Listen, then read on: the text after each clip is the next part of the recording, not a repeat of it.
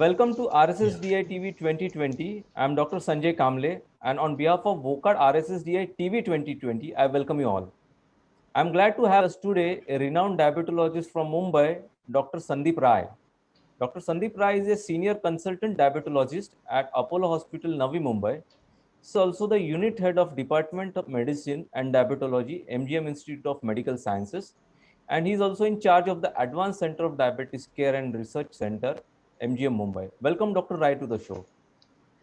Based on your Thank you. Thank recent you for talk inviting in me. RSSDI, we would like to know how important is lifestyle modification in management of diabetes mellitus? What are the newer developments that are happening in lifestyle modifications for management of diabetes in terms of diet and exercise? And which key lifestyle measures you would like to advise your patients for preventing the progression of the disease?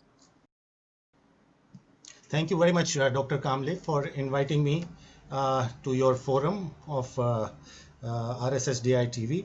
And to be very frank, when I was asked to do this topic, uh, I literally thought what I will do. Everything is known. You have to eat less sweets, you have to walk more, you have to take less carbohydrates, and you have to exercise and don't take sweet fruits like this. So I thought what a professor will do here and what am I supposed to do? So then I set out on the target of digging up anything new that has come up in this, and to my surprise, uh, I found so many new things and lifestyle changes that have been suggested by various authorities and organizations that it was an eye opener for me. And I will quickly list a few because the time is less. Details are given in the RSSDI update chapters, all the references and all. But key factors and changes which I came across, and which are very frankly, I'll admit, I was not aware of them. Being a diabetologist in a corporate hospital also was not aware, and I'm sure many of the nutritionists and diabetologists may not be aware what recent changes have come. So starting with the first one is the exercise part. We all say you walk in the morning, have a morning walk, 30 minutes, 45 minutes. But lately the concept is changing. Now they are saying small strolls and walks of 10 to 15 minutes after each meal gives you a much better control of diabetes than walking at a stretch of 30 to 45 minutes in the morning. Now, there are various studies which have shown this on the 7-point glucose testing and by continuous glucose monitoring, that if you walk 10 minutes, 15 minutes after each meal, definitely your HbA1cs are better and your postprandial glucose are better, and so you are prone to less complications. But just to mention a recent study in 2017 by the PGI Chandigarh Endocrinology Department, they have done this study where they have shown that 15 minutes of walk in diabetic patients after each meal gave better results than 45 minutes at a stretch. And this was 1500 steps 3 times a day rather than 4,500 steps together.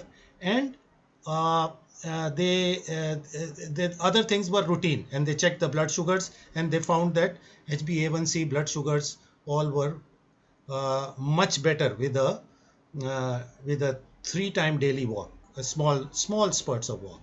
So I think little more studies are needed, and this was a randomized crossover control trial from a premier institute of India and in our settings of Indians. And I think if one or two more studies, randomized control trials in larger groups are done, this will find a place into the recommendations of the authorities and the various associations. Next, three things about diet that came to my mind were very it just I was very amazed to see. One, the main concept that is now coming is reversal of diabetes. Now they are no longer talking about diabetes only treatment by medications and all that, which we talk in all conferences. They are now talking of reversal of diabetes, and so it's not only low carbohydrate diet, they are now talking of low calorie diet. So this is a very seminal study done by Professor Roy Taylor at Glasgow University. They did this direct study, and where they did where they gave the patients for 3 months 800 calorie diet, that was a liquid diet, then reintroduced the other parameters and the normal diet, and they found at 1 year about 46% patient remitted for diabetes. Remitted means their A1C less than 6.5 and their no, they were off any anti-diabetic medicine. The second thing that came very that was surprising to me was that this concept of chrononutrition now is gaining. We know the body is regulated. Body has its own circadian rhythm. There is a central circadian nucleus, and the suprachiasmatic nucleus of the hypothalamus is the central nucleus, and then peripheral circadian rhythm is managed by all peripheral tissues and cells. So what happened is that once you are eating food which is irregular in time, late, especially they saw in recent studies that late night dinners, when the patient is most of the time inactive, it leading to obesity and metabolic syndrome, and it is leading finally to diabetes. So they have said eat an early dinner, even a late lunch is bad, and don't skip breakfast. Take a low glycemic index breakfast, eat in time, regularly eat in time, and to synchronize your cardiac rhythm with the day and night, eat an early dinner and sleep early. And this is what our Ayurvedic principle, or the Indian Ayurvedic principles, have been telling us for ages.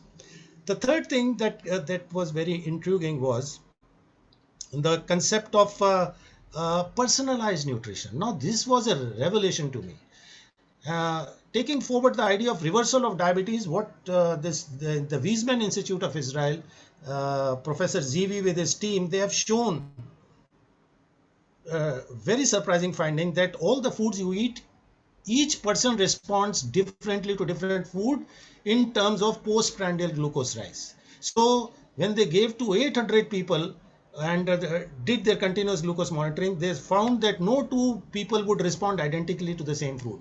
So ultimately they collected the anthropometric data, they collected the lifestyle measures, they measured the gut biome and the stool test, and they fit it in the algorithm, and now they have made through artificial intelligence an algorithm where they can predict that how one food is going to affect your other postprandial blood glucose rise. So they found ice cream was very good, was okay for one person, whereas for other person it made his blood shoot up, and pizza was bad for another person and good for another person. So now there are various companies that are also coming in, and slowly now the people will come to a personalized diet for everyone. Not that a diet chart is given and it is okay for everyone. Each one of us will have to have a personalized diet, and that thing was revelation to me, and this is going to come in a big way. And the last thing is that we have seen that most of these diabetic patients are uh, are in distress because of this chronic long-standing disease. They are distressed, they are a lot of anxiety, they are a lot of depression. Sometimes diabetes is said now to be a disease of two Ds, where one is diabetes and depression. They are so closely linked. So stress is a big factor, and we have seen now that meditation has come in a big way to relieve your stress. I have been working with Sahaj Yoga meditation, and we have done a lot of researches at MGM Institute of Health Sciences. I've been doing it and researching it for 25 years, so I can speak for that.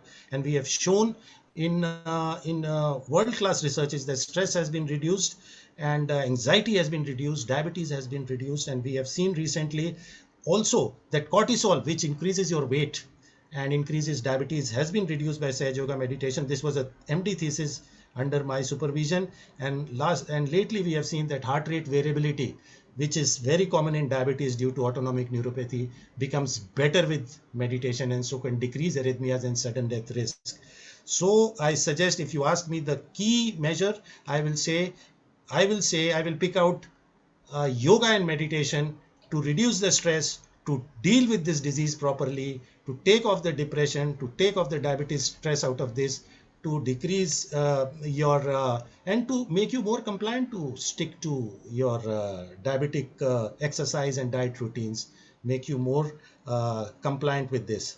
So I think details are given in RSSDI update chapter on this, and I really thank Dr. Kamble for giving me this chance to tell a few things which I came across, and I think there are new things and many people will benefit from this. Thank you very much.